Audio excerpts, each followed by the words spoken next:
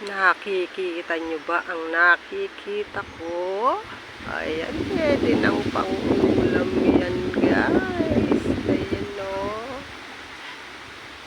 Puso ng saging. Ang laki. Pero hindi pa siya pwedeng kuhanin. Gawa na hindi pa lumalabas yung kanyang pinaka-saging.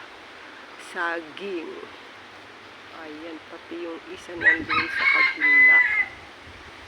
Ayun. Ayan, oh. Oh.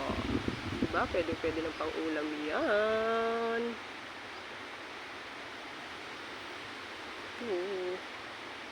Oh, pagkalaki. Sarap niyan. Mga ilang araw lang, pwede nang kuhanin yan kasi nakalabas na yung kanyang mga saging.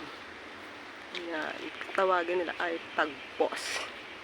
Tagpos na daw. Pagka pwede nang kuhanin yung puso ng saging, ibig sabihin tagpos na.